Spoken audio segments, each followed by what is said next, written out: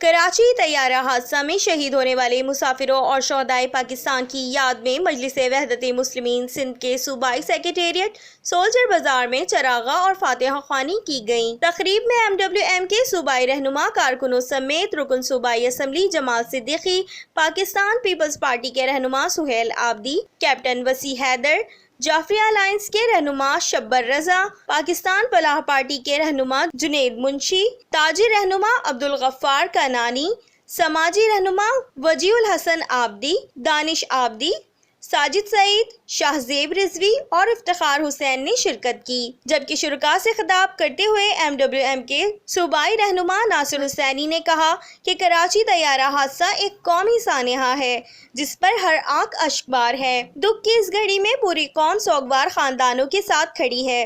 انہوں نے مزید کہا کہ کراچی طیارہ حادثہ کی شفاف تحقیقات ہونی چاہیے اور اگر اس میں ذمہ داران کی نااہلی ثابت ہوتی ہے تو انہیں قرار واقعہ سزا ملنی چاہیے۔ یہ بڑا افسوسناک واقعہ تھا جس نے ایک تو کورونا نے اس ملک میں ایک خوف طاری کیا تھا، لیکن اس عید کے تہوار کو اور مزید سوگوار اس واقعے نے کر دیا۔ المناک واقعہ کہ 100 لوگوں کی جان اس میں گئی۔ ان تمام لوگوں کے شھداء کے گھروں سے ہم اظہار یکجہتی کرتے ہیں ان کے ساتھ کہ ان کے غم کا نعب البدل تو کوئی نہیں، لیکن ہم ان کے لیے، ان کے شھداء کے لیے دعا گو ہیں کہ اللہ تعالیٰ ان کی مغفرت کرے، ان کے درجات کو بلند کرے۔ Laiba Khan, metro 7 city news, Karachi.